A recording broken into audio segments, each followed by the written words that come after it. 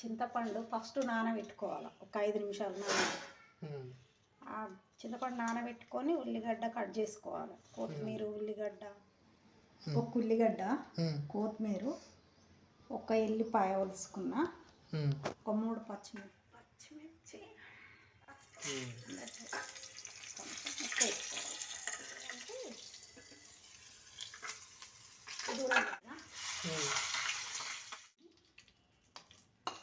ఇలా కొంచెం ఉప్పు వేసుకోవాలి.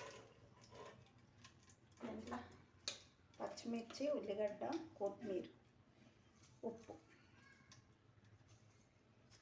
పిసుకాలి, కలుపుకోవాలి.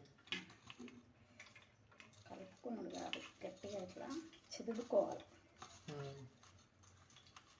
ఉల్లిగడ్డ పచ్చిమిర్చి చెదుడుకుంటే చింతపండు చారు మనకు టైం లేనప్పుడు ఆగమాగం పనికి పోతాం కదా, పోయినప్పుడు ఏం కూరగాయలు అందుబాటులో లేనప్పుడు ఇది సింపుల్గా తొందరగా చేసేసుకొని పెట్టేసి వెళ్ళొచ్చు.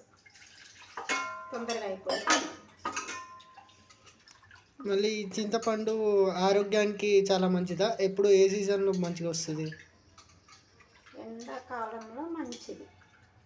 ఎండాకాలంలో చేసుకుంటే చాలా మంచిది ఇది చింతపండు పులుసు ఆరోగ్యానికి.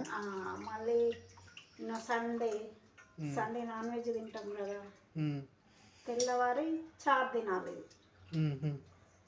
చింతపండు చారు తెల్లవారు తింటే మంచిగా అరుగుతుంది అన్నట్టు, అరుగుదల మంచిగా ఉంటుంది. కారం తగినంత వేసుకోవచ్చు, కొంచెం పడుతుంది కారం.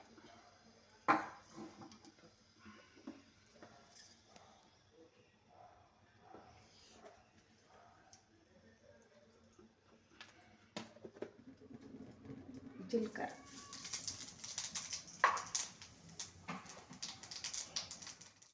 కొంచెం దంచుకొని వేసుకోవాలి. తాలింపులో మంచిగా వస్తుంది వేసుకుంటే.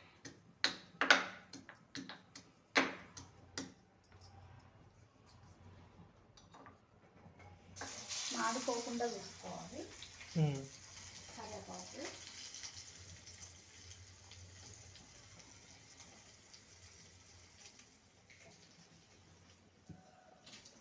ఎండుమిర్చి,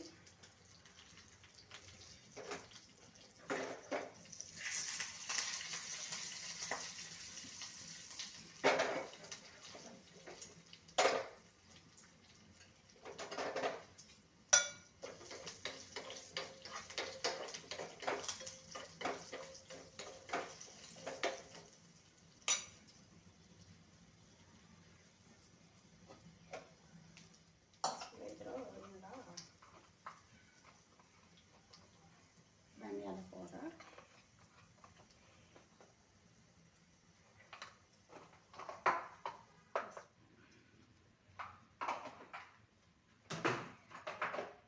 అంతే ఈజీగా అయిపోతుంది. ఈ నూనెలో కలిపేసుకుంటే పిసికిన ఉల్లిగడ్డ, కొత్తిమీర, పచ్చిమిర్చి ఉన్నాయి కదా, అవి ముందు చారులో అలా కలుపుకోవాలి. చింతపండు పిసికిన చారులో తర్వాత తాలింపల్లో కలిపేసుకోవాలి. ఈజీగా అయిపోతుంది పని. తొందరగా 10 నిమిషాలల్లో, 10 నిమిషాలు కూడా పట్టదు, 5 నిమిషాలల్లో అయిపోయే పని